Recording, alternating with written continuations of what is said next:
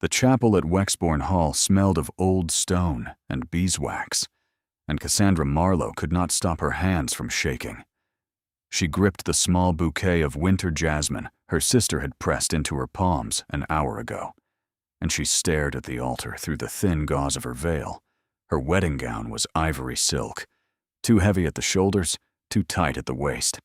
Her mother's pearls bit cold against her throat. Behind her, her father sat with his hands folded over his cane and his eyes fixed on the floor. The man at the altar did not turn around. He stood with his back to her, tall and very still, one hand resting on the carved railing of the choir stall. The black wool of his coat hung loose across his shoulders, as though he had lost weight recently and not bothered to have it taken in. His hair was the color of iron filings, threaded heavily with gray at the temples, and even from 20 paces, Cassandra could see the slight favoring of his right leg. Adrian Quill, the 7th Duke of Wexbourne. 40 years old, a widower, a war veteran. A man the village called the Old Duke, though no one in Larkspur Cross could remember exactly when the name had attached itself to him. The man her father had sold her to in exchange for the cancellation of a debt and a quiet promise that her younger sister Beatrix would never have to take her place. The rector cleared his throat. The organ wheezed into something approximating a processional. Cassandra walked. Each step felt as though she walked in someone else's body.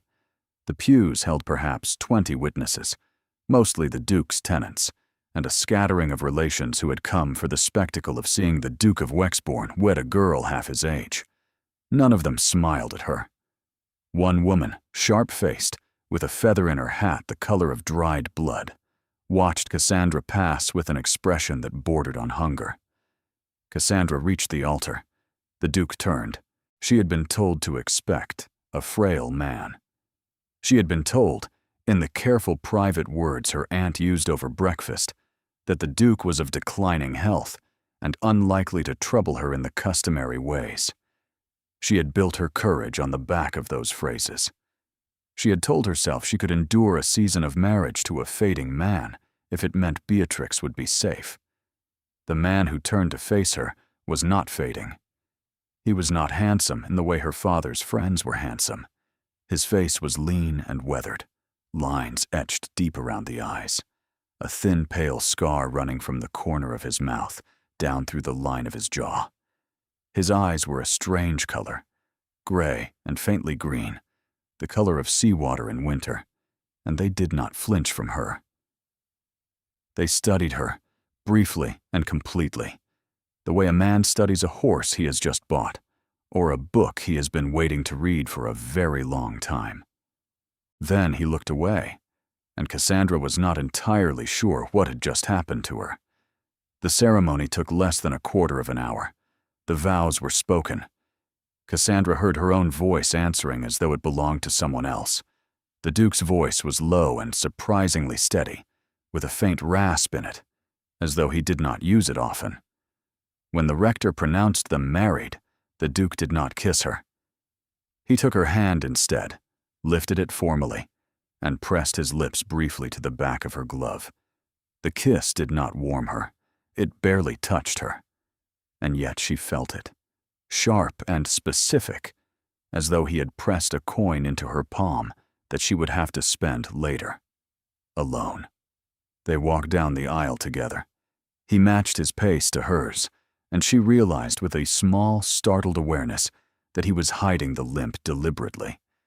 He did not want to be seen halting on his wedding day.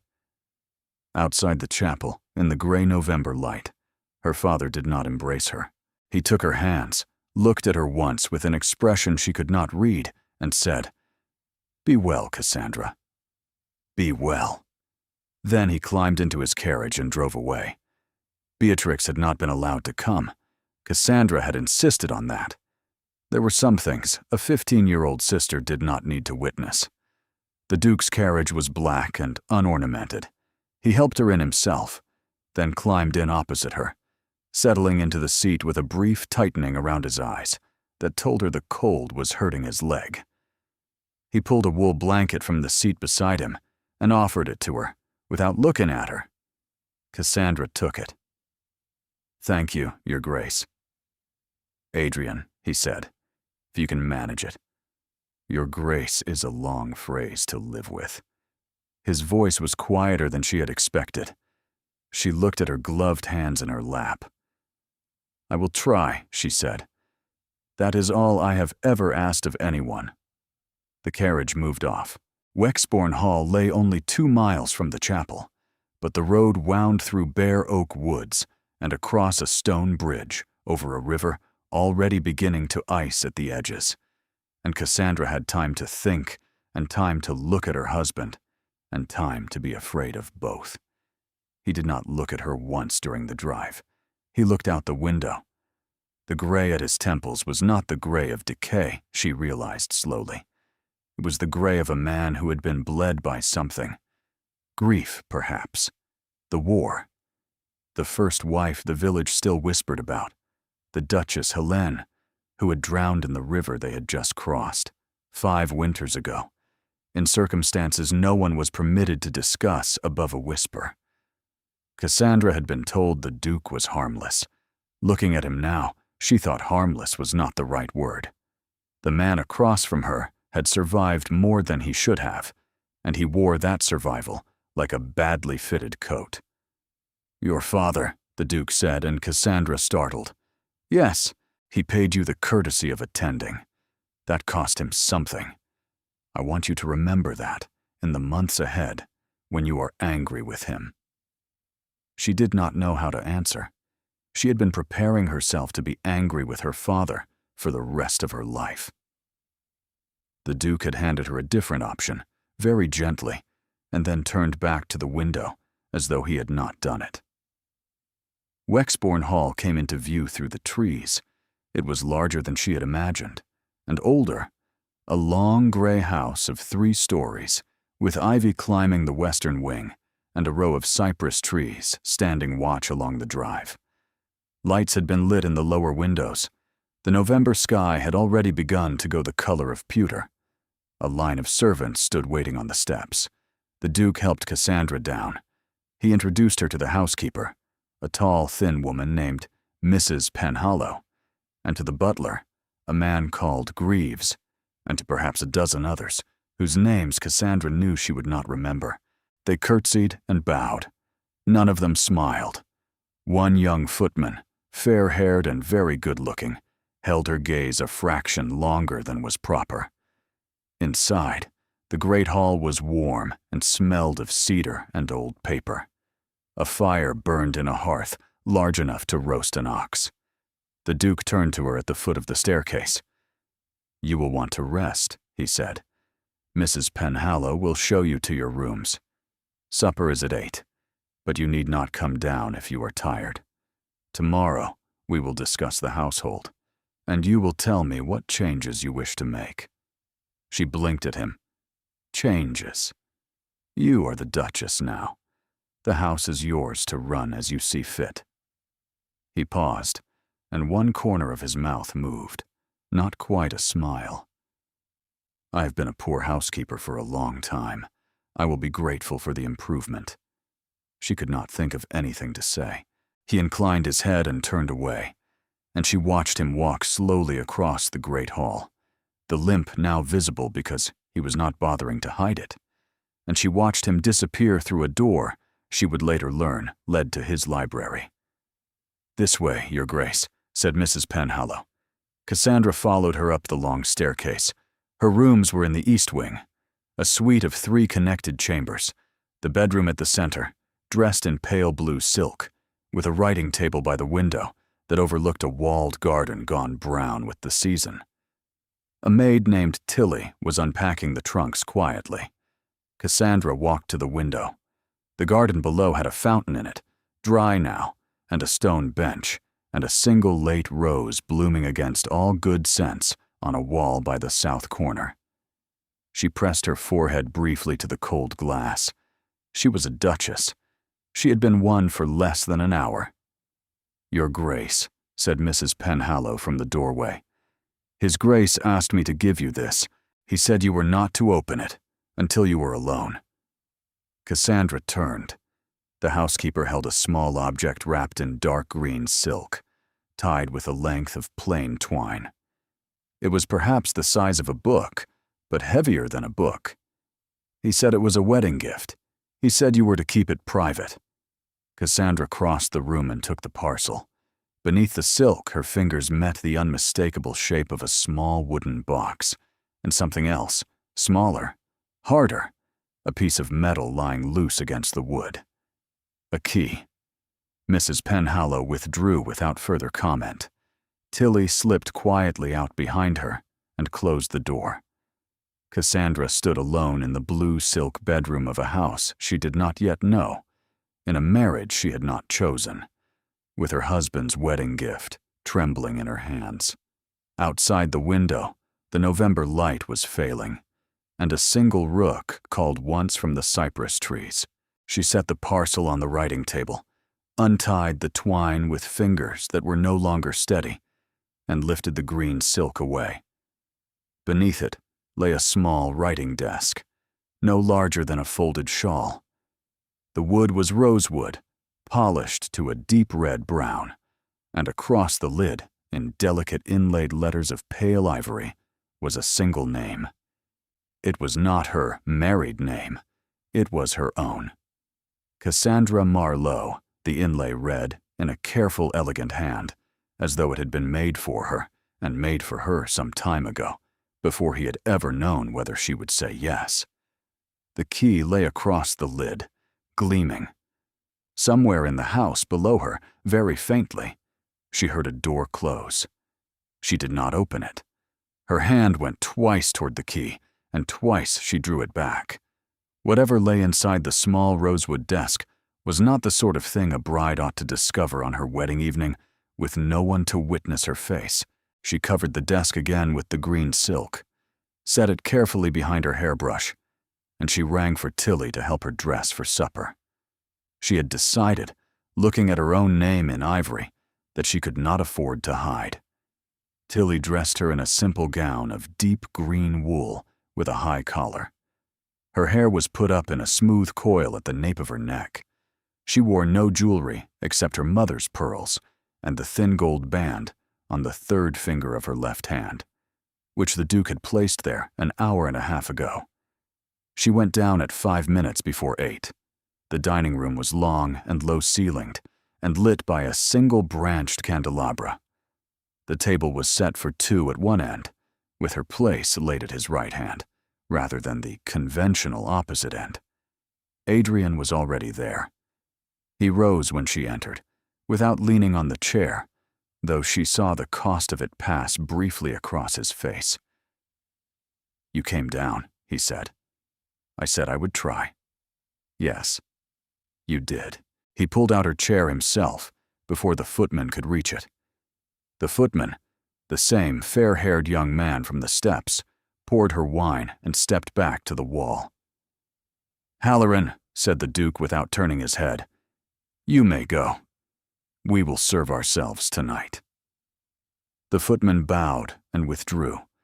The door closed with a small, precise click, and they were alone with a roasted fowl, a tureen of soup, 3 kinds of bread, and the silence of a house that had not seen a duchess at its table in 5 years. Cassandra unfolded her napkin. "You are not what I expected, Your Grace." He looked up. The candlelight caught his eyes, and the green in them was more visible at this distance, a strange, clear color, almost transparent. "Adrian," he said. "Adrian. I was told by my aunt that you were of declining health. Was she warning you or comforting you?" "Comforting, I think." "Then I'm sorry to disappoint." He spooned soup into her bowl and then his own. "I have a bad leg. I have nightmares. I am older than the man your father owed money to expect it. None of those are a declining health, exactly. They are merely the shape of me." She had been prepared for evasion. She had not been prepared for a husband who, on the first night of their marriage, told her plainly the shape of him. "I do not know what I expected," she said. "Few people do, on a first evening." They ate.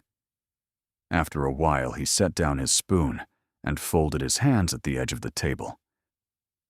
"I want to say one thing to you," he said, "and then we will not speak of it again unless you wish to." She set down her spoon as well. "Yes, I know what you were told about this marriage. I want you to understand that I did not seek your hand for the reasons your family understood me to seek it. I have my own reasons. I will not press them on you, and I will not ask anything of you that you do not freely offer." He paused. The candle guttered, then steadied. "You are not required to be my wife in any sense beyond the legal. The household, the estate, your time, your friendships, your private rooms, all of these are yours. You will have a separate suite. You will have keys to every door in this house but one. You will have an allowance you may spend without consulting me. If you wish, in a year, to live elsewhere, I will arrange a house for you." She stared at him. "That is not," she said, and stopped, and found she did not know how to finish the sentence. Not what? Not what marriages are? Not what most marriages are? His mouth moved. "I am aware. I have lived alone a long time, and I have had a long time to think about what I would do if I were ever permitted a second chance to do this differently." "The one door," she said carefully. "The one door I will not have a key to. My library after midnight." A pause. "I do not sleep well. I work at night. I do not wish to be observed." Cassandra felt a small relaxation in her chest she had not known she was carrying. "And the gift," she said before she could stop herself. He looked up sharply. It was the first time she had seen him caught. "You opened it." "No, I did not. I did not know if I was meant to. I am asking you now." He was silent for a long moment. The candle threw shadows along the line of the scar at his jaw. When he spoke, his voice was different. Lower, raw at the edges. "It is a writing desk," he said. "It was made for you. It contains things that belong to you, and have belonged to you for some time, although you did not know it. The key is yours. I will not ask you when you open it. I will not ask you what you find. It is yours, Cassandra. It has always been yours. I have only kept it for you until you were ready to receive it." She could not speak. He looked down at his plate and did not press her. "I have," he said after a moment, "kept it badly. I should have given it to you years ago. I did not have the right. Tonight I am giving it to you because tonight, by law, I have the right to give you whatever I please. And I am going to use that right exactly once. And then I am going to leave you alone, unless you ask otherwise." Cassandra found that her hands had begun to tremble again. She set them in her lap. "I do not understand you," she said quietly. "No, I would not expect you to. Not yet. Are you," and her voice caught, "are you a kind man, Your Grace?" "Adrian. Adrian. Are you a kind man?" He looked up. The seawater eyes in the candlelight were not unreadable any longer. They were simply tired. "I have tried to be," he said. "I have not always succeeded. Tonight I am trying." She did not finish her supper. She rose, and he rose with her, and he walked her, slowly, his limp visible now, to the foot of the staircase. He did not touch her. "Good night, Cassandra." "Good night, Adrian." She climbed the stairs. She walked along the corridor to her rooms and closed the door behind her. Then she crossed the bedroom in the dark, lit a single candle on the dressing table, and pulled the green silk parcel from behind her hairbrush. She fitted the key into the small brass lock on the lid of the rosewood desk. It turned with a soft, easy click, the way a lock turns when it has been recently oiled. She lifted the lid. The desk was full of letters, bundle upon bundle of them, tied in plain ribbon, each bundle labeled in the same elegant hand that had inlaid her name on the lid. The labels were dates. The earliest was 7 years ago. Cassandra picked up the topmost letter. It was sealed with a circle of plain wax, bearing a single pressed sprig of jasmine, the same flower her sister had pressed into her hands that morning. She turned the letter over. It was addressed to Miss Cassandra Marlowe. The first letter Adrian Quill had ever written to her was dated the 3rd of March, 7 years ago, when she had been 17 years old, and she had not yet met him, and she had not even known his name. Her hand shook so badly she could not break the seal. She set the letter down. She stared at it. She covered her mouth with her hand. Somewhere in the dark house below her, a clock struck 11, slow and deep, and Cassandra Marlowe, who had that morning been a girl sold to settle a debt, sat in a candle-lit room and stared at a stack of letters a man had been writing to her for 7 years without ever having sent one. A floorboard creaked outside her door. She froze. The footstep was uneven. One foot, then a slight drag, then the other. It wasn't a servant's step. It paused, just outside her door, for the length of 3 slow breaths, and then it moved on, slow and careful, down the corridor toward the west wing of the house, where the Duke kept his rooms, and where, very faintly, a door at last opened and closed. Cassandra sat in the candlelight with her husband's unsent letters spread before her, and she understood, all at once, and far too late, that she had married a man she did not know at all, and she was not, as she had believed, the one in this marriage with the most to fear. She did not sleep. She sat at the writing table until the candle burned down to a stub, and the November moon cleared the chimney pots and laid a thin blue light across the rosewood desk and her own pale hands. She did not break the seal on the topmost letter. Every time her fingers approached it, something in her chest folded and would not let her. 7 years. She had been 17. She had been at Marlowe House in Wiltshire, helping her mother with the spring linen, learning to ride side saddle on the bay mare her father had given her for her birthday. She had not known the Duke of Wexbourne. She had been a girl with ink on her cuffs and an unfinished sampler in her work-basket, and somewhere in the world, a man she had never met had sat down at a desk and written her a letter and not sent it. Why? The word went around and around in her head until it lost its shape. Why would a man write letters to a stranger? Why would he keep them? Why would he wait 7 years and a marriage to put them in her hand? Toward 2 in the morning, she lit a fresh candle. She set the topmost letter aside and chose another from the middle of the bundle, dated some 14 months later, because she did not feel ready to begin at the beginning. The seal was the same. Plain wax. Pressed jasmine. She broke it. The letter was 3 pages long, written in the same elegant hand that had since put her name in ivory on the lid of a desk. The ink was faded only slightly. It had been written by a younger man than the man downstairs, but not by a young man. The handwriting carried the quietness of someone who had already lost things. Miss Marlowe, I saw you today at the Carow Assembly, although you did not see me.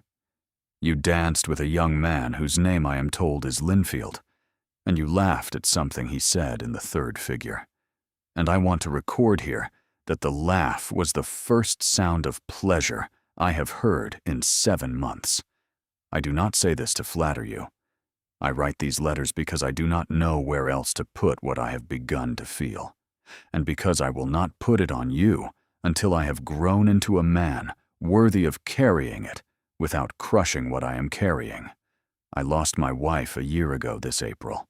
The world is large, and I am only a man you have not met.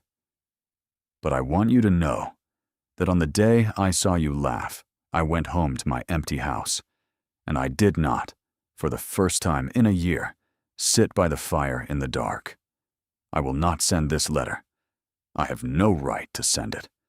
You are 17 years old, and I am 34, and a widower with a damaged leg and a great deal of grief. and you have done nothing to invite this attention from me. You will likely marry a man named Linfield, or someone like him, and I will be glad for you when I read of it in the papers, although I will not be glad exactly. I will be something else. But I cannot stop watching you when you appear in the rooms I happen to be in, and I cannot stop noticing the things about you that no one else troubles to notice. I notice that you are kind to the older women, whom no one else asks to dance. I notice that your sister Beatrix follows you about like a small, fierce shadow, and that you treat her with the seriousness most people reserve for adults. I notice that you laugh more than is fashionable, and I find I do not care that it is unfashionable. I am writing this letter to no one. I am writing it to you. I do not know how to reconcile those two statements, and so I will stop trying. Yours, in a way you will never know. A. Cassandra set the letter down. She found that her face was wet. She wiped her cheeks with the back of her wrist and folded the letter back along its old creases and sat with her hands flat on the rosewood desk. The Cairo Assembly. She remembered it. She had been 17. She had worn a dress of pale yellow muslin with a sash her mother had embroidered. She had danced with George Linfield and laughed at a joke about a horse he had once fallen off of. Linfield had married a woman named Anne the following year and gone to live in Yorkshire, and Cassandra had not thought of him in 5 years. She had not seen Adrian Quill at the Cairo Assembly. She would have remembered the limp. She would have remembered the eyes, unless he had not danced, unless he had stood at the edge of the room, unless he had been the kind of man who watched and wasn't watched, because his wife had been dead a year and his leg would not let him dance. She put her face in her hands. It is one thing to be married to a stranger. It is another to be married to a man who has been looking at you for 7 years, and who has never, in all that time, made you the burden of his looking. I should be afraid, she thought. I am not. That is the strange thing. She rose from the desk on legs that had gone numb from sitting and walked to the window. The walled garden below was silver with frost. The single late rose was a dark stain against the south wall. Somewhere in the west wing, a light was burning. He was awake in his library, doing whatever it was he did at night that he did not wish to be observed doing. There was a knock at her door. Cassandra startled so violently she nearly dropped the letter. She thrust it back into the desk and closed the lid and turned the key with hands that had gone clumsy. "Yes," she called. "Who is it?" "Mrs. Penhallow, Your Grace. Forgive the hour. There is a matter." Cassandra opened the door. The housekeeper stood in the corridor in a wrapper of gray wool, a single candle in her hand, her gray hair in a long plait down her back. Her face was tight in a way Cassandra had not yet seen. Behind her, very faintly, Cassandra could hear voices from the lower floor. A man's voice, raised, not the Duke's. "Your Grace," said Mrs. Penhallow, and she chose her words with the care of a woman walking on ice. "His Grace's nephew has arrived." "His nephew?" "Mr. Sebastian Quill, Your Grace. The heir presumptive. He has ridden through the night from London. He has been drinking. He is downstairs in the great hall, and he is asking very loudly to be presented to you." Cassandra felt the cold of the corridor flood into the room. "Where is the Duke?" she said. "His Grace is with him. His Grace is endeavoring to persuade Mr. Quill that the hour is unsuitable. Mr. Quill is not being persuaded." From below, very faintly, a man laughed. It was a young laugh, bright and unstable, and even at this distance, Cassandra could hear in it the particular cruelty that lives in men who have ridden a long way to do something they should not do. "Your Grace," said Mrs. Penhallow very softly, "I would not, ordinarily, ask this of you on your wedding night, but His Grace's leg is paining him tonight. He's standing too long. And Mr. Quill," she stopped. She did not finish. Cassandra drew a long breath. "I will come down," she said. "Give me 1 minute." She closed the door. She crossed to the dressing table. She pinched color into her cheeks. She straightened the line of her gown. She looked at herself in the small oval glass, and she found that she wasn't, after all, afraid. She had been a wife for 9 hours. She had read in those hours a single letter from a man who had been carrying her name like a stone in his pocket for 7 years. He was downstairs with a bad leg and a drunk nephew, and he had given her a key and a desk and asked nothing. "I do not yet know what kind of wife I am going to be," she thought. "But I know what kind I am not going to be tonight." She opened the door. Mrs. Penhallow was waiting. "Lead the way, please," said Cassandra Quill, the 7th Duchess of Wexbourne. And she followed the candle down the long, dark corridor toward the staircase and toward the man laughing in the great hall.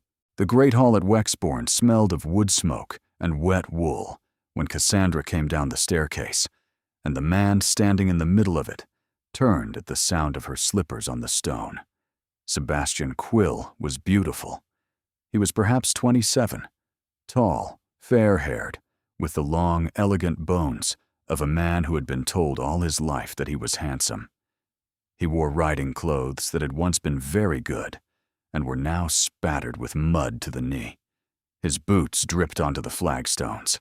A glass of the Duke's brandy hung loose between 2 fingers of his right hand, and his left hand rested with a deliberate familiarity on the back of one of the great hall chairs, as though he had touched it many times before. Adrian stood near the hearth. He was not leaning on anything. His weight had shifted entirely onto his good leg. His right hand was braced lightly against the stone of the chimney-piece, and there was a particular pallor along his jaw that Mrs.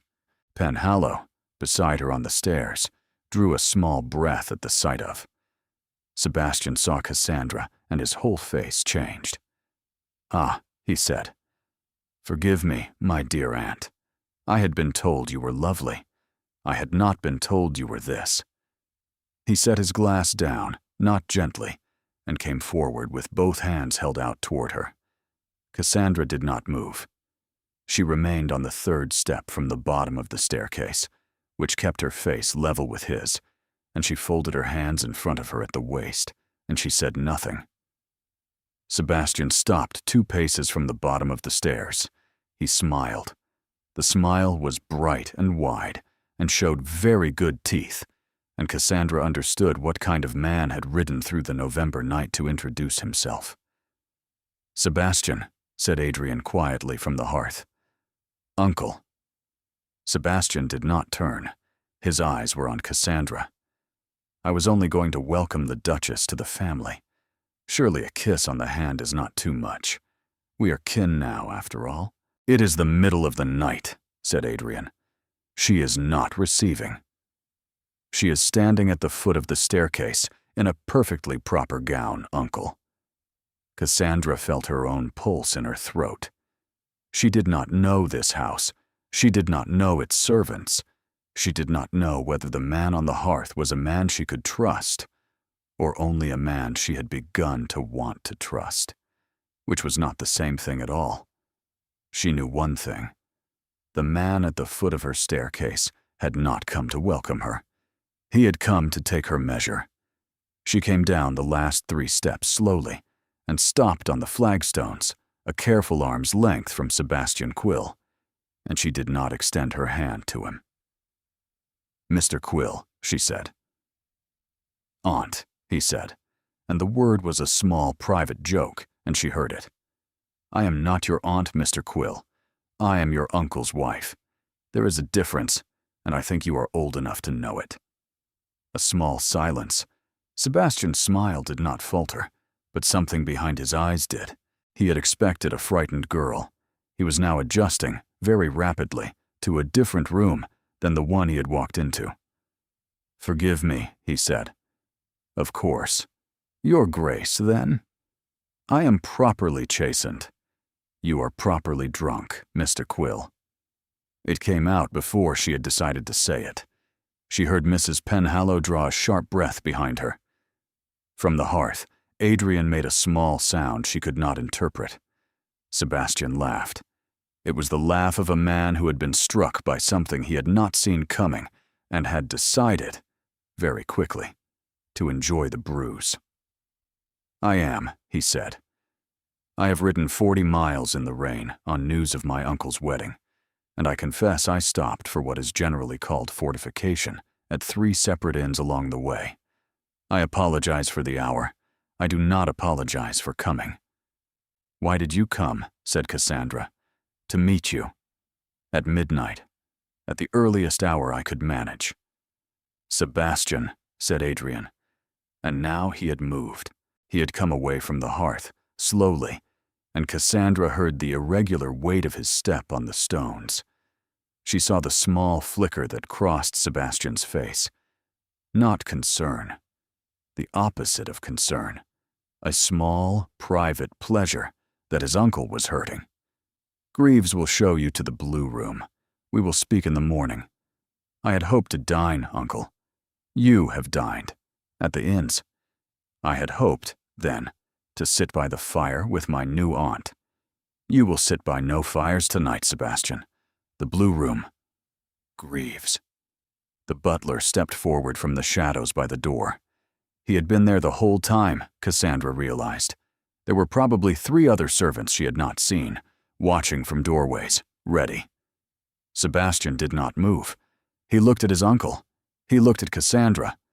He looked back at his uncle, and the smile he wore now was different, smaller, more private.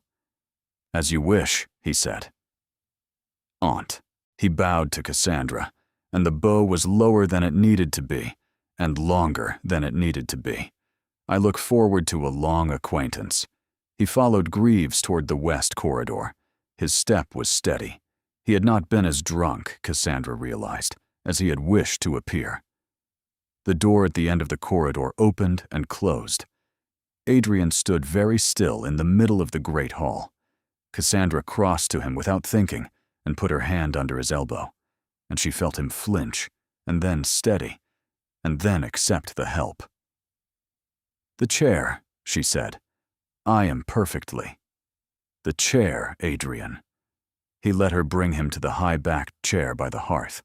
He sat down with the careful slowness of a man who had been standing in a position that hurt for too long. Mrs. Penhallow came forward with a cushion for his leg without being asked. "I am sorry," he said quietly, looking at the fire. "I had not intended for you to meet him at all this season. He is your heir. He is the son of my dead brother. He is my heir only because I have produced none of my own. He is also a young man who has spent the last 5 years calculating very precisely what he stands to lose, if I am ever foolish enough to remarry." Cassandra knelt beside the chair. She had not planned to, but the hearth was warm, and his face was gray, and she could not stand and look down at him in this moment. "Adrian." "Yes. Did you marry me to disinherit him?" A long pause. "No," he said. "I married you to give you the desk. The disinheritance is, perhaps, a useful side effect. But it is not the reason." "He will hate me," she said. "Yes. He will try to hurt me. He will try, yes. He will not succeed." "How can you promise that?" Adrian opened his eyes and looked at her. The seawater eyes in the firelight were not tired now. They were something steady and old and very awake. "Because I have spent 5 years preparing this house for the possibility that he would try," he said. "I did not know it would be you. I knew it would be someone. I have been ready a long time, Cassandra." She was kneeling beside her husband's chair on the cold stone of the great hall in the middle of the night of her wedding day, and she found that she had taken his hand, and he did not pull it away. "Go to bed," he said softly. "Mrs. Penhallow will see you up. Lock your door tonight. Tomorrow we will breakfast, and I will tell you what I should have told you before the chapel." She rose. She let go of his hand because Mrs. Penhallow was waiting, and because, if she had not let go of it, she would have begun to cry. She crossed to the staircase. At the foot of the stairs, she turned back. Adrian. Yes. Thank you for sending him to the blue room. He almost smiled. It was the closest she had seen him come to it. Thank you for coming down, he said. Mrs. Penhallow has a long memory. She will not forget what you did tonight. Cassandra climbed the staircase.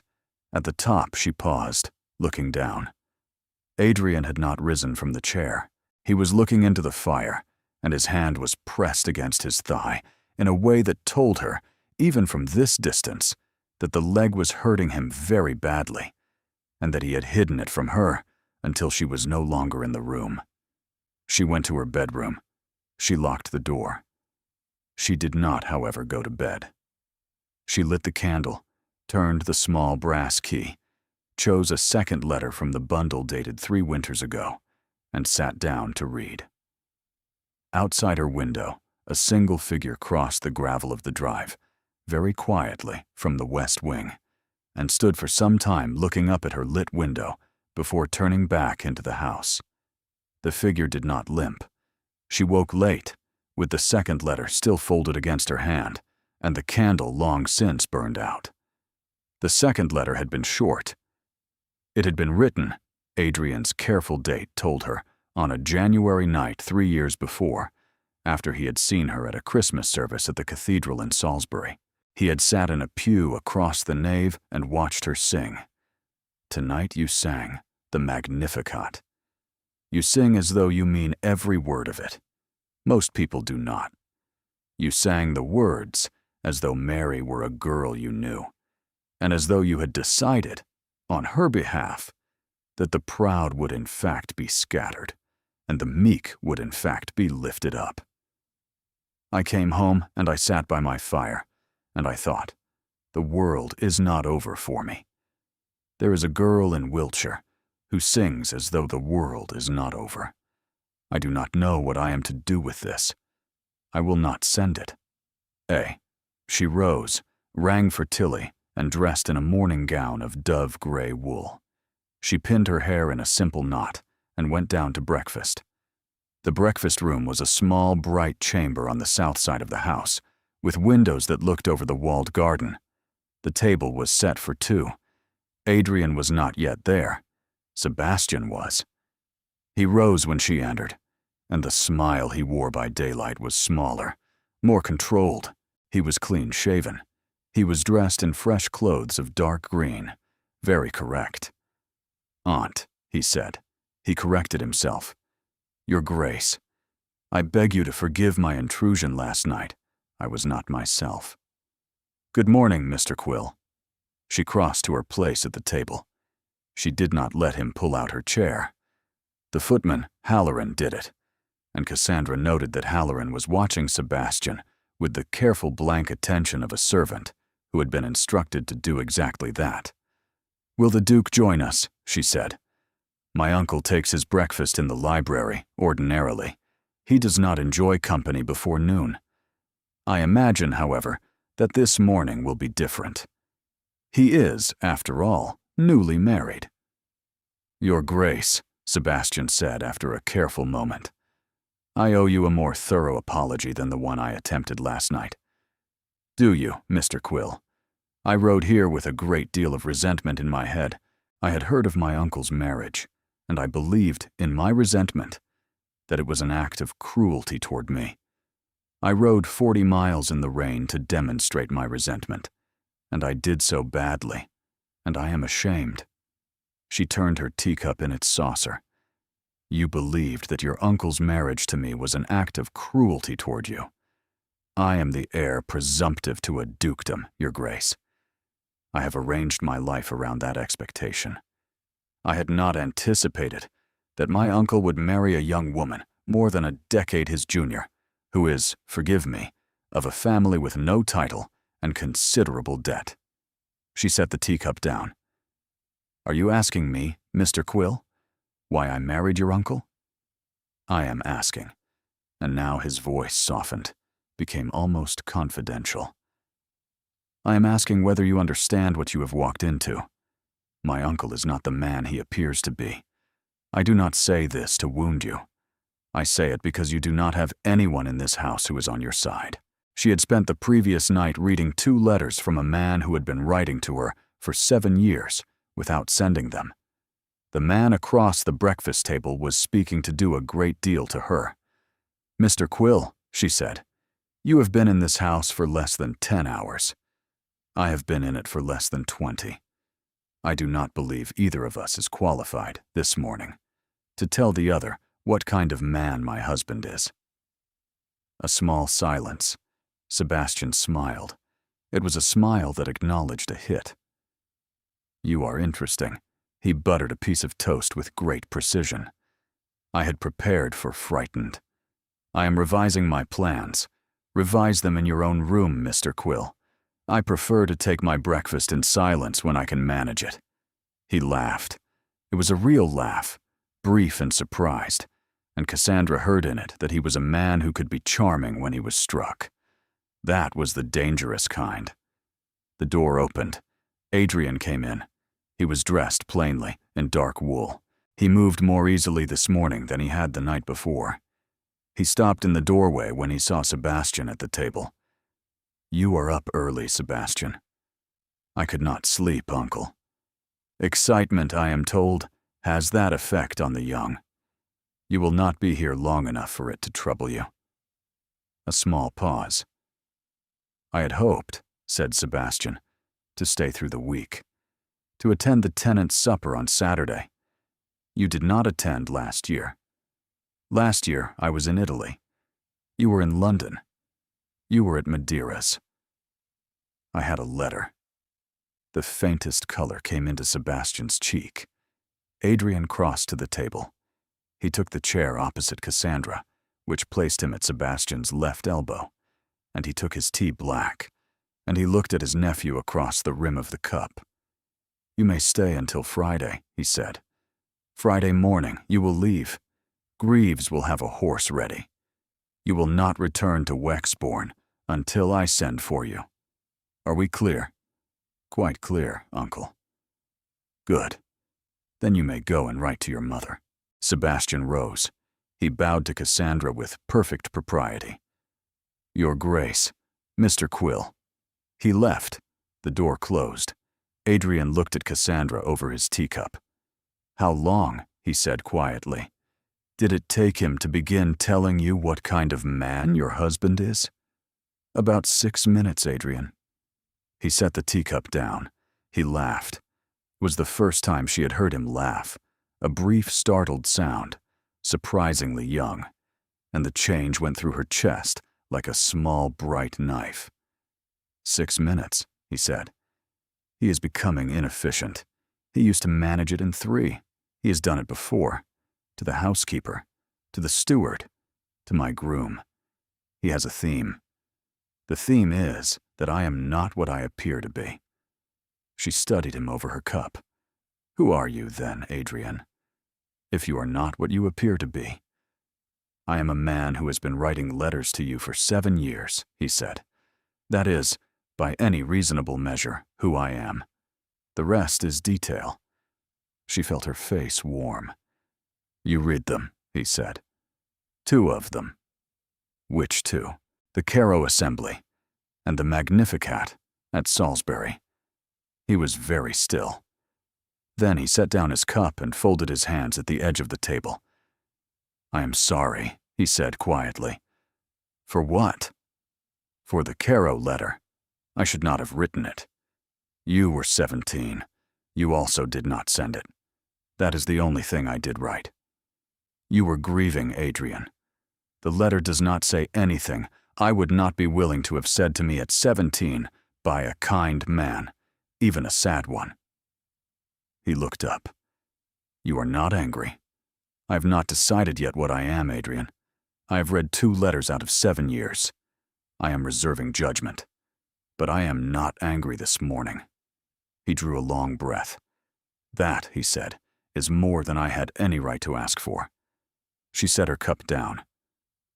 "Tell me about Helene," she said. The name landed in the bright breakfast room like a stone dropped into still water. She watched the ripple of it pass across his face. "Now," he said. "Yes. Now.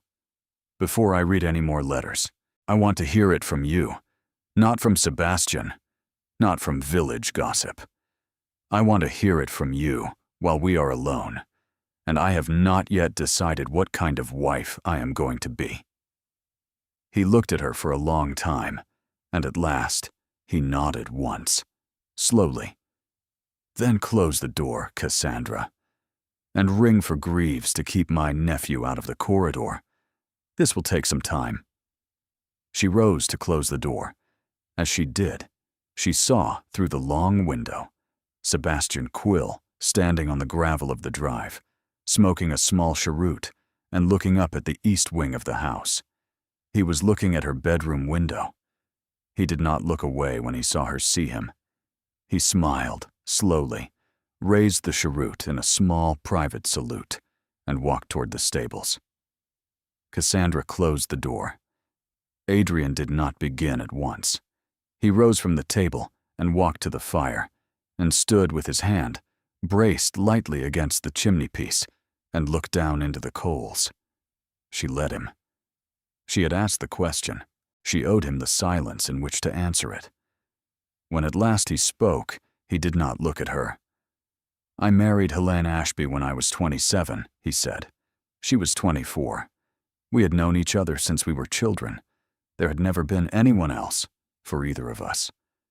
We were married in the same chapel where you stood yesterday. We were happy." He paused. "I want you to understand that. We were happy, because what came afterward has eaten the memory of that happiness in the village, and I do not wish to tell you a story in which only the ending is true." "I understand," Cassandra said quietly. "We were married 6 years. We had no children. That was a private grief, and a long one, and it began to wear on her in ways I did not know how to ease. I was at war for 2 of those years. Spain, the peninsula. I came back with this leg and a great deal of silence in my head, and I did not give her what she needed when I returned. She was lonely in this house, and I let her be lonely." He turned at last and looked at her. "There was a man," he said. "His name does not matter now. He was a friend of mine. He came to Wexbourne often during the years I was in Spain. By the time I returned, he had become more than a friend to her, and we lived for nearly a year in a house that contained a thing none of us would name." Cassandra did not speak. "In the spring of the year she died, I found a letter she had written, but not sent. It was to him. It was a letter saying that she had decided to be faithful to her marriage, that she was asking him not to write to her anymore." He paused. "I did not confront her with the letter. I thought in my pride that I would let her come to me in her own time. I thought in my pride that if she had decided to be faithful, it was not for me to humiliate her by demanding the apology she had already, in her own way, written. So I did nothing. I waited. I was a fool." He looked into the fire again. "She drowned that May," he said. "She had gone walking by the river at dusk, alone, which she often did. The bank by the bridge had been undermined by the spring floods, although none of us knew it yet. The earth gave way under her. She went into the river. The water was high. By the time the gardener heard her cry out, she had been carried 1/2 mile. They found her at midnight against the weir. Cassandra's hands had gone cold in her lap. There was an inquest. It returned a verdict of misadventure. My wife died in an accident, on a riverbank that should have been mended the previous autumn, and was not, because the man whose duty it was to mend it had been busy with other matters." He stopped. I was the man whose duty it was. She understood, now, why he did not sleep. After her death, the village began to whisper. There had been gossip about the friend for some time, and so some people began to suggest that perhaps Helene had not slipped on the riverbank by accident, that perhaps she had walked into the river, that perhaps I had walked her into it. Both versions circulated. They circulate still. Sebastian finds them useful. He has refreshed them in the parts of London where my reputation might otherwise have begun to recover. He drew a long breath. That is the story of Helene, Cassandra. I did not love her well in the end. I did not protect her from her loneliness. I did not mend the riverbank. I did not, however, kill her. Cassandra rose from her chair.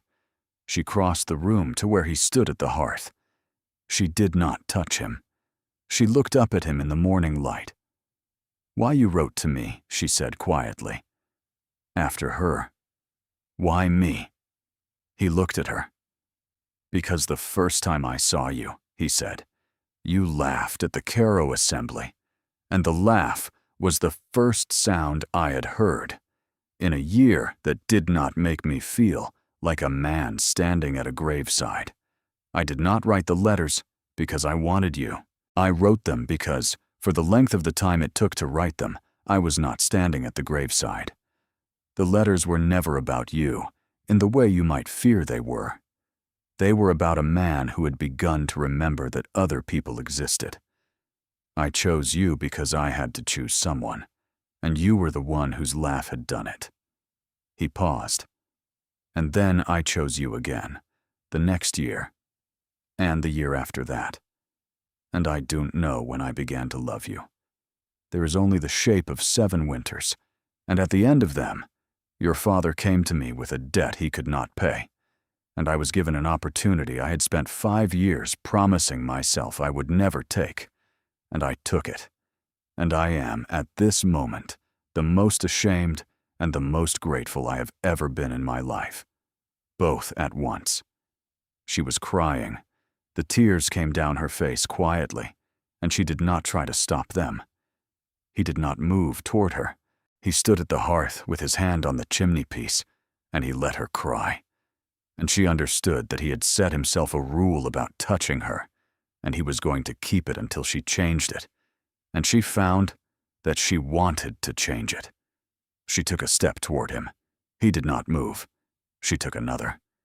She came within reach of his hand, and lifted her hand, and laid it, very gently, against the front of his coat over his heart. Through the wool she could feel that his heart was going very fast. "Adrian. Yes, you are not what I expected. I know.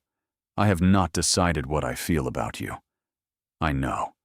But I have decided one thing this morning. I am not going to be a wife who leaves you alone," she said. "I do not yet know what kind of wife I am going to be. But I am not going to be a wife who lives in the East Wing and lets you stand alone at a hearth at midnight with a leg that will not hold you." He did not answer. He could not. She saw that there were tears on his face also, and that he was not going to wipe them away in front of her, because he had decided that he would not hide from her any of the parts of himself that hurt. "Cassandra," he said, very low. "Yes. May I take your hand?" "Yes." He took her hand. He lifted it. He pressed it to the side of his face, against the line of the scar, and he closed his eyes and held her hand against his cheek for the length of 3 slow breaths, and then released it and stepped back. "You should go to your rooms," he said. "There is a tenants' supper this evening in the Great Hall. 3 dozen of the village will be here. They will wish to meet you. You may decline. I will not decline. Cassandra, I will not decline, Adrian. They are my tenants now." He looked at her for a long moment. "Thank you." She left the breakfast room. She walked along the corridor to the staircase, and she climbed slowly, and at the landing, she paused and pressed her palm against the wall to steady herself. In her room, she found, on the writing table, a single folded note in Mrs. Penhallow's hand. "Your Grace," it read, "I have taken the liberty of having a gown of dark blue silk pressed for this evening. Mr. Quill believes you will dine privately with the Duke. I did not correct him. Cassandra read it twice. She crossed to the rosewood desk and took out the third letter from the bundle of 7 years ago, and she sat down by the window, and she broke the seal. But before she could read more than the salutation, there was a sound at her window. A small, sharp sound. A pebble. She rose and went to the window and looked down into the walled garden. Sebastian Quill stood on the gravel path beside the dry fountain. He was looking up at her. He held something in his hand, something white, a folded piece of paper, and when he saw that she had come to the window, he raised the paper. Slowly, held it up so that she could see it, then tucked it carefully into the breast of his coat, smiled at her, and walked away across the garden toward the stables.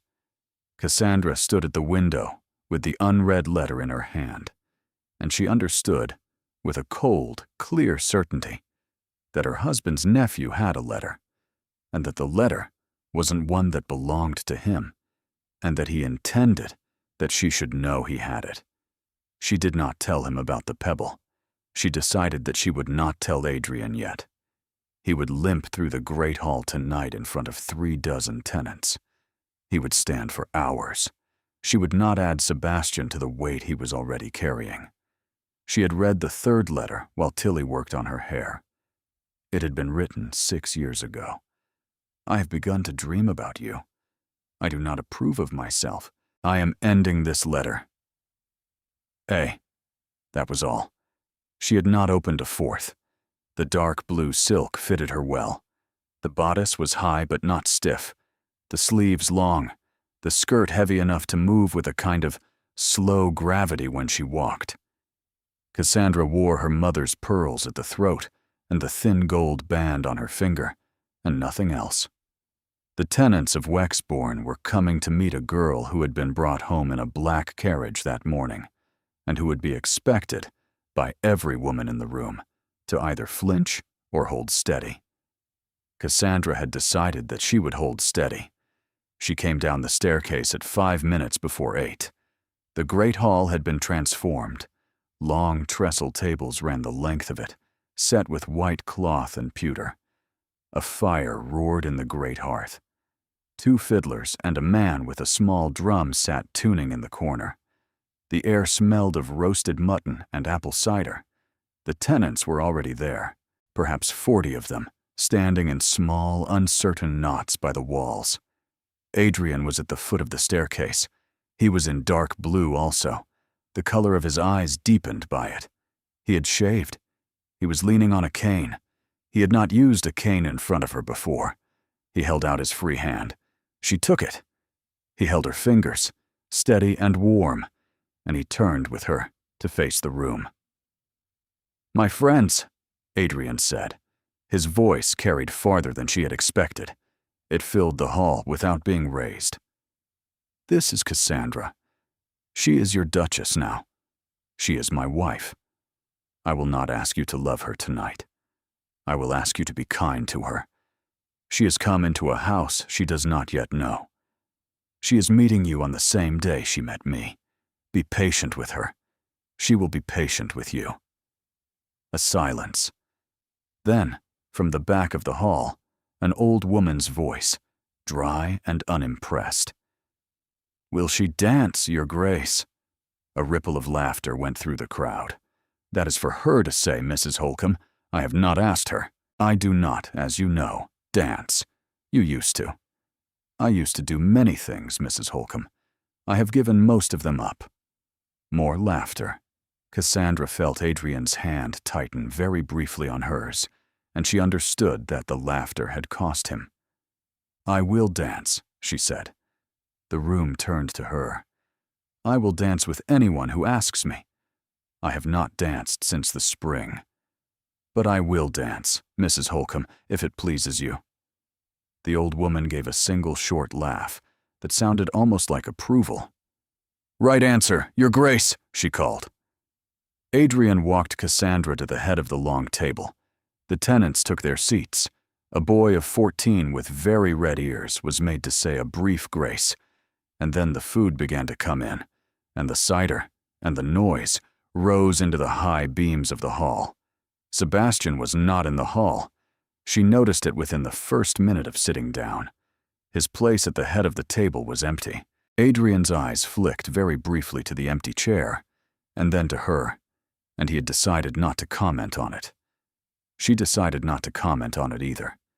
She turned to the woman on her left, the steward's wife, and asked about the woman's children. The fiddler struck up. The benches began to clear from the lower end of the hall. Cassandra rose.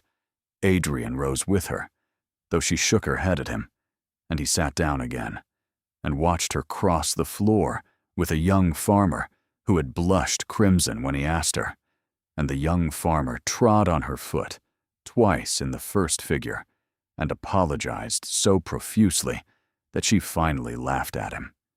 She danced 4 times. After the 4th, she came back to the head of the table flushed and a little out of breath, and as she sat, she saw at last that Sebastian had come into the hall. He was standing in the doorway by the corridor that led to the west wing. He had a glass in his hand. He still wore the dark green coat from the morning. After a moment, he raised the glass to her in a small salute and drank. "Adrian," she said quietly, "I see him. Has he been there long?" "Long enough. Ignore him for another quarter of an hour, and he will leave the doorway. And then he will do whatever he came down to do." Adrian took her hand under the table. He pressed it once and let go. "Cassandra, whatever happens this evening, do not go anywhere alone with him, not for any reason. Not if he tells you the house is on fire. Are we agreed?" "We are agreed." "Good. Now smile at the fiddlers. They are about to start a new air, and they are nervous." She smiled at the fiddlers. The new air began, a country waltz, and the older couples rose for it.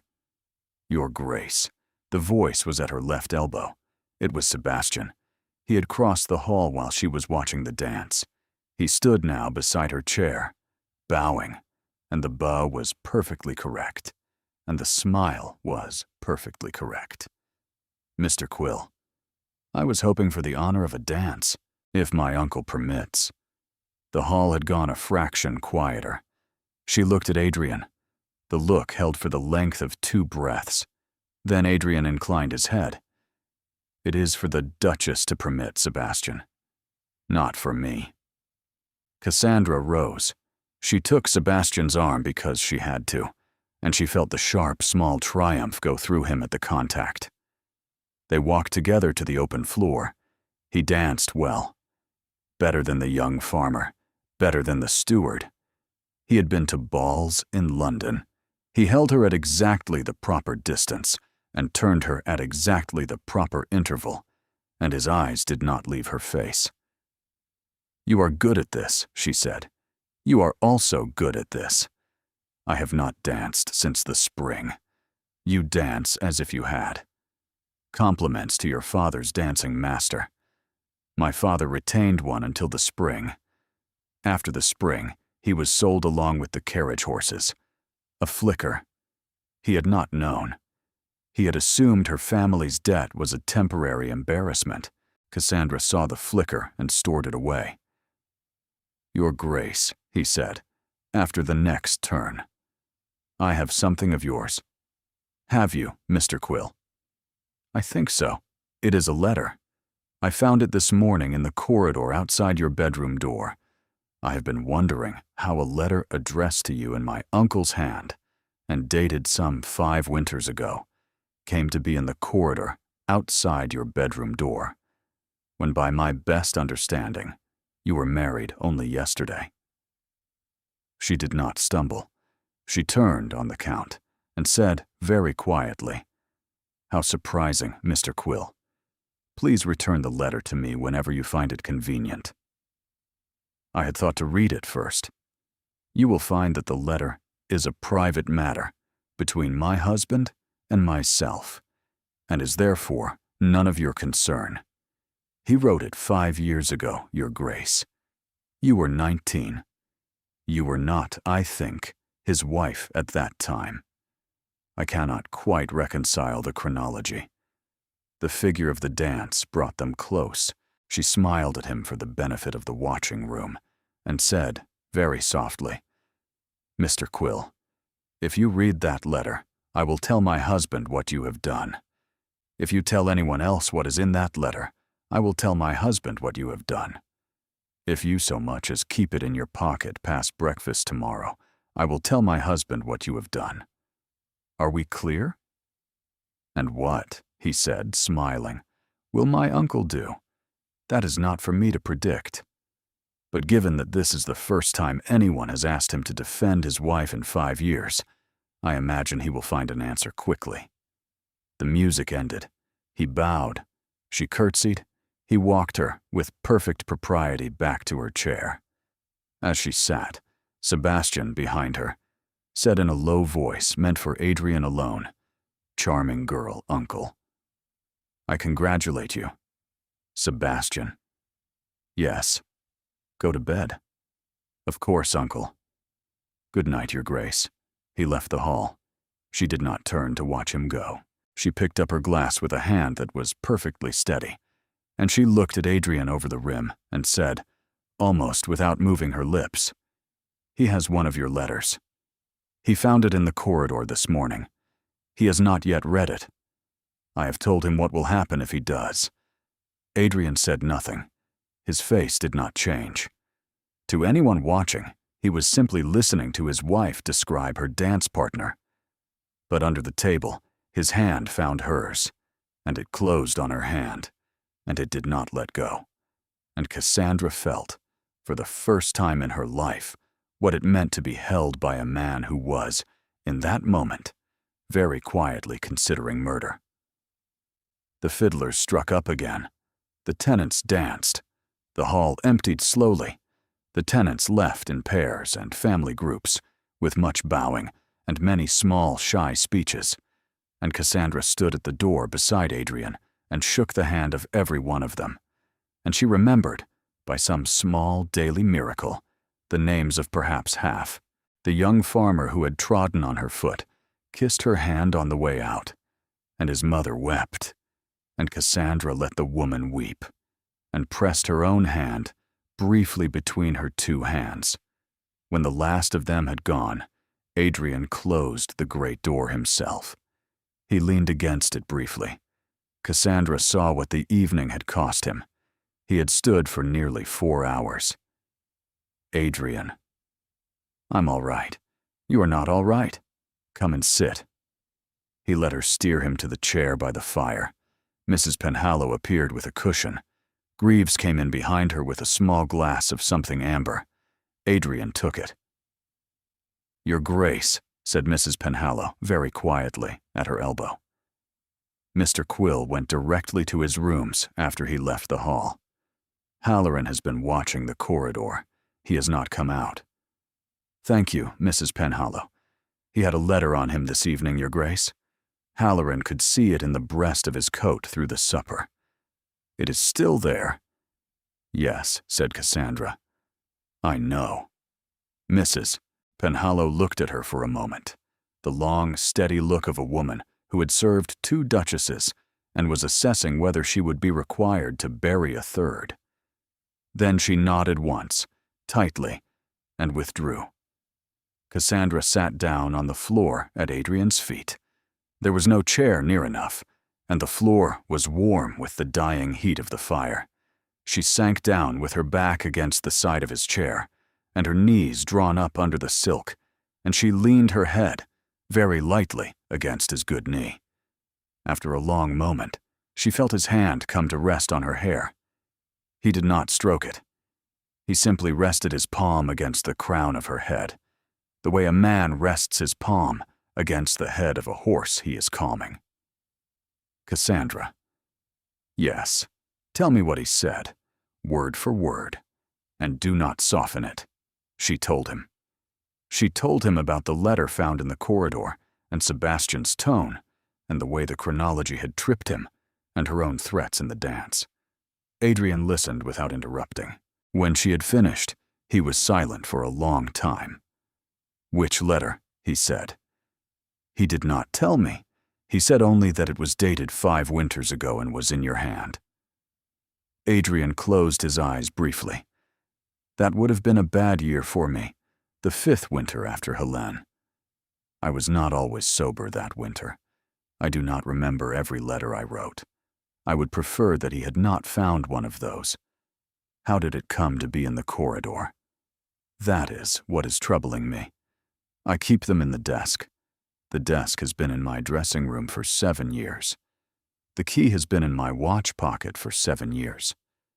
The desk arrived in your room yesterday only because I unlocked it and brought it to you. I did not drop a letter. Then someone took it. Yes, someone in the house. Sebastian was not in the house yesterday. No. She lifted her head. He was looking at the fire. Mrs. Penhallow, Greaves, Halloran, Tilly, 2 scullery maids, the boot boy. Those are the people who were in this house yesterday morning when I unlocked the desk. None of them, to my knowledge, would do this. All of them, however, have been here long enough to have been bought. You think someone has been bought. I think someone has been waiting to be useful. Sebastian has had a great deal of time. I had thought, in my pride, that the household was loyal to me. Cassandra rose to her knees. She turned. She knelt in front of his chair, looking up at him. Adrian, she said, burn the rest. He looked at her. What? The letters. The rest of them. The ones I have not read. Burn them. Tonight. Take them out of the desk and put them in this fire, and we will watch them burn. He cannot use what does not exist. We can take this from him in an hour. He did not answer at once. They are yours, he said at last. I gave them to you. I will not tell you what to do with them. If you wish to burn them, I will bring them down myself. I did not say I wished to burn them. I said you should burn them. They are yours, Cassandra. Adrian, they are yours. I gave them to you because they were always yours. I will not take them back, and I will not destroy them for you. If they are to be burned, it must be by you, and you will have to be sure. I do not think I could write them again. She stared at him. She had thought she had been offering him a kindness. She understood now that she had been offering him an erasure. He was telling her, gently, that she could burn them if she wished, and that he was not going to lift the burden of the choice from her shoulders. She lowered her head. I am not going to burn them, she said. No, I am going to read them. Yes, all of them. Yes. And tomorrow morning, Adrian, you are going to write a letter, and you are going to send it to your nephew, telling him exactly what will happen to him if he ever again touches a piece of paper that belongs to me. He looked at her. For a very long time he looked at her, Dad. Then he reached out, slowly, and he cupped her face in both his hands. May I? He said. Yes. He kissed her. It was not a long kiss. It was the kiss of a man who had held himself away from a thing for a very long time, and who, having been given permission, was now trying very hard not to take more than he had been offered. The scar by his lip was a small ridge under hers. He drew back almost at once. He pressed his forehead against hers. Cassandra. Yes. I have wanted to do that for a long time. I will not do it again until you ask. Adrian. Yes. Please write the letter to your nephew before you sleep tonight. I will. And then come up the staircase and knock on my door. You do not have to come in. I want to know that you went up the staircase, that you did not sleep in your library. I want you to sleep in your bed tonight, even if your bed is in a different room than mine. He closed his eyes. I will knock, he said. I will not sleep, Cassandra. I do not. Ever. But I will knock. Then that is enough for tonight. She rose. She kissed his forehead very lightly, the way a sister might kiss a brother, and she crossed the great hall and she climbed the staircase, and she went to her room.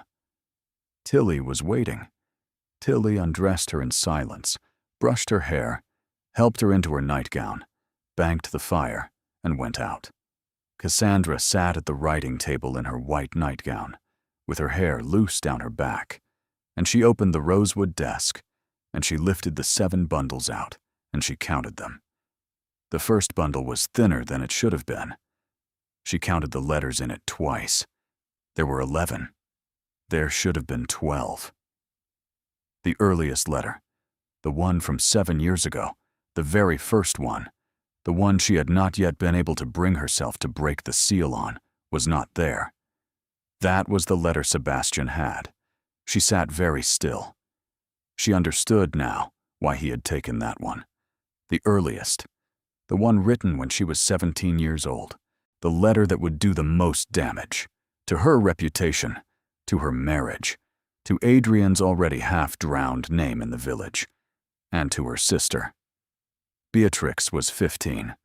Beatrix would, in 3 years, be looking for a husband, and a sister married into a scandal of a duke who had written letters to her when she was 17, would be a sister who could not help her. A knock at her door. Soft. Once. Adrian. Yes. Good night, Adrian. Good night, Cassandra. A pause. Did you write the letter? It is sealed and on Greaves's salver. He will deliver it to my nephew at dawn. Thank you. His footsteps moved away. She listened until she could not hear them any longer. Then she sat at the writing table with the 11 remaining letters of 7 years ago in front of her, and she opened the second one, the one written 1 week after the first, and she read. She read until dawn. She did not read all of them. There were too many. But she read enough. She read the letters from the year she was 17, and they told her what she had needed to know. They were not the letters of a man who had improperly desired a girl of 17. They were the letters of a man keeping vigil. He had not approached her. He had not written to her family. He had only watched her and recorded what he had seen. The records were not love letters. They were a man telling himself that the world contained people and that he was permitted to notice them. That was not a scandal. That was a survival. The village would not understand the difference. But the village did not, in the end, decide her life. She did. She and Adrian did. She washed her face. She dressed. She went down to breakfast. Sebastian was not there. Adrian was. He looked exhausted. He had not slept. He rose when she came in, and she crossed to him without ceremony. Where is he? Gone. Greaves delivered the letter at dawn. Sebastian read it. He called for his horse. He left without speaking to the household. Mrs. Penhallow has searched. The letter from the desk is not in the house. Where will he take it? To London. He has friends there who edit the kind of paper that prints the kind of paper that ends marriages. He will be in London in 2 days. The paper will be in print 3 days after that. We have, perhaps, 5 days. 5 days to do what? To decide what we are going to do. No, she said. I am going to stand, and I am going to tell you what we are going to do. And you are going to listen. And then you are going to do it. He sat down. Yes. You are going to write a letter, she said. To the Times. The actual Times. You are going to tell them you wrote letters to me for 7 years and never sent one. You are going to tell them you gave them to me on our wedding night because you believed I had a right to know I had been seen for that long. You are going to tell them I have decided to remain your wife of my own choosing, and that any version of this story, which suggests otherwise, is the work of a young man who stands to lose an inheritance. He was looking at her as though she had grown a second head. You are also going to write to my father. You are going to ask him to come to Wexbourne with my sister.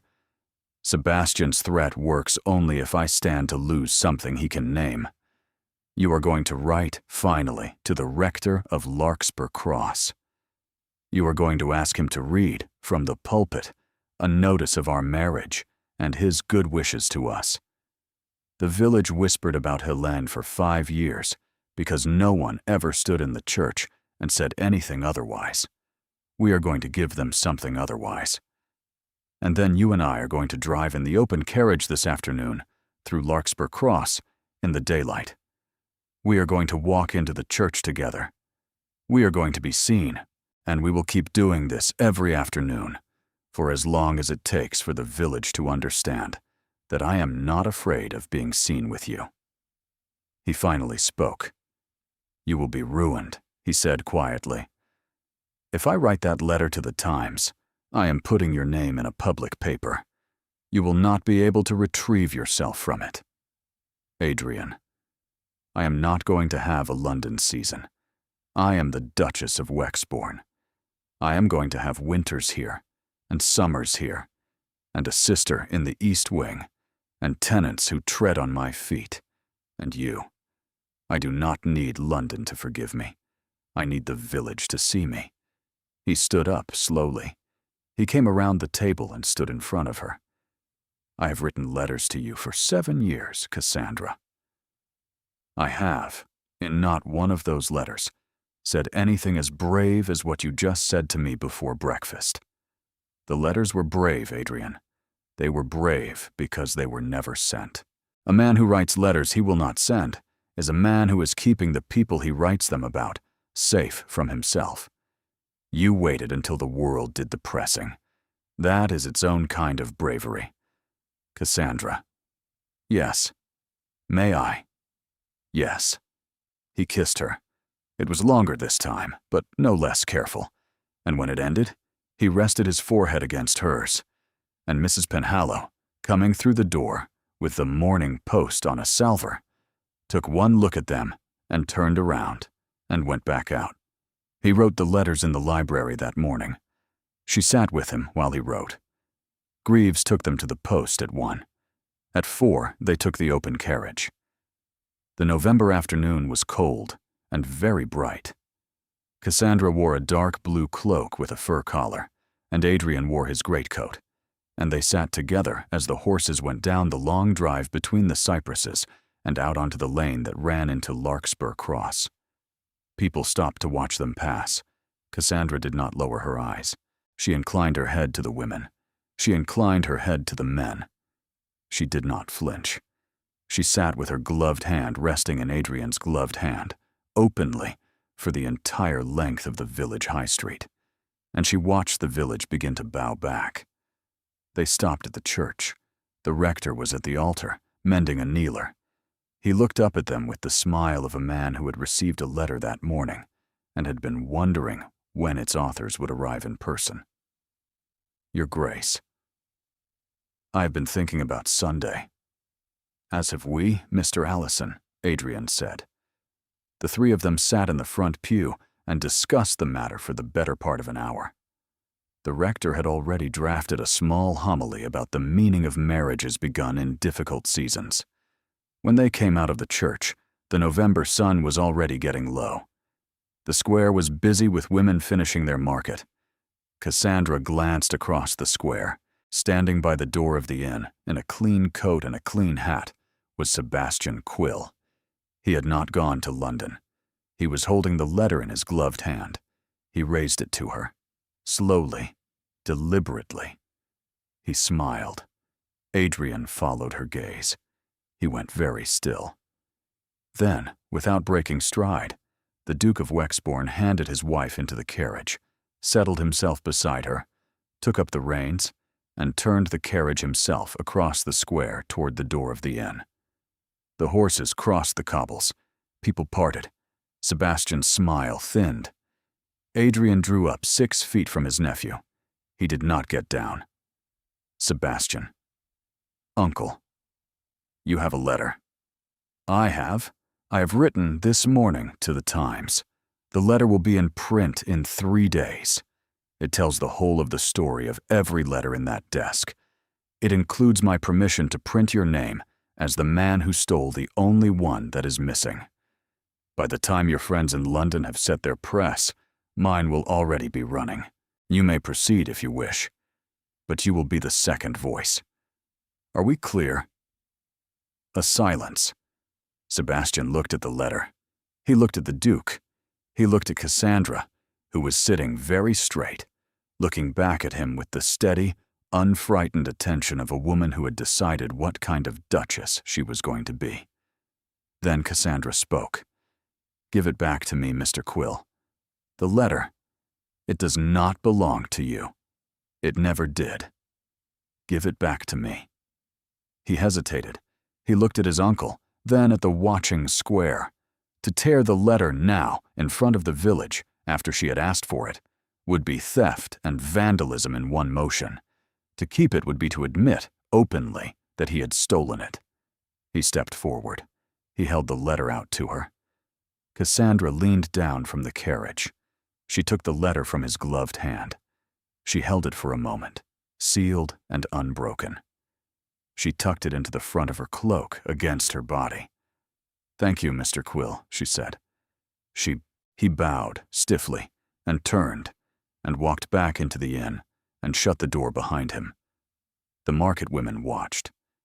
Adrian turned the carriage. They drove home in silence. Halfway down the long drive, between the cypresses, Cassandra began to laugh. It was the laugh of a person who had been holding their breath for a day and a half. Adrian let her laugh, and when she had finished, he pulled the carriage up under the cypresses and turned to her. "Cassandra Quill," he said. "Yes. Will you marry me?" "Adrian, I've already married you." "Yes. Yesterday, in a chapel, because of a debt. I am asking you again now, without the chapel, without the debt, without my nephew, with nothing in this carriage but you and me and a letter we have just made him give back to us.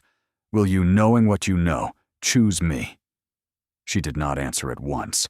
She looked at him in the failing light, with the wind in her hair and the cold on her face, and she found that the answer had been gathering in her since the chapel, and had not finished gathering until that moment. And she said, very quietly, "Yes, Adrian, I choose you." He kissed her between the cypresses. It was the third kiss. It was not careful. The horses stood patiently in the cold, and after a long while, Adrian gathered the reins again, and they drove home to Wexbourne Hall, where the lamps had been lit in every window of the lower floor. 2 years later, the walled garden at Wexbourne was full of roses. Cassandra had planted them, with cuttings sent down from her father's garden in Wiltshire, and a few from her aunt in Salisbury, and a rare yellow rose from the rector's wife at Larkspur Cross. The fountain ran now. Beatrix, 18, and engaged to a young clergyman she had met at the church the previous autumn, was reading on the bench in the late afternoon light. The dog at her feet was an old gray lurcher named Pen. Cassandra stood at the breakfast room window watching them. Adrian came in behind her. He did not limp today. He set a cup of tea down beside her on the windowsill and put his arms around her from behind and rested his chin on the top of her head. "What you are thinking," he said, "that my sister is going to be married in the chapel where you married me, and that I have been your wife for 2 years today, and I have not yet read the first of the letters." He was silent. "You have carried it home yourself, Cassandra." "I know. I have carried it for 2 years against my heart, sealed, the way I took it from him in the square. I think today is the day I open it. Why today? Because I want to know who you were when you began." He kissed her forehead.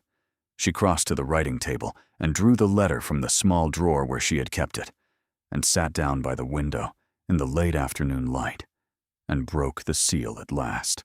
The letter was not long. "Miss Marlowe, I do not know your name. I will learn it.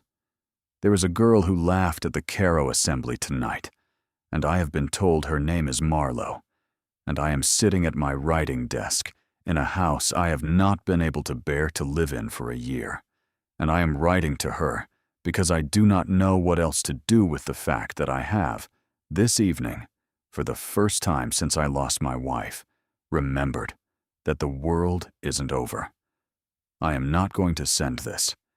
I don't know you. You owe me nothing. I am 33 years old, and you are perhaps 18. And I am a widower with a damaged leg and a damaged name and a great deal of grief. And you laughed across a ballroom at someone else, and you did not see me, and I am going to keep it that way. I want, however, to write this down, so that if I am ever a different man than the one I am tonight, I will remember the night that the change began.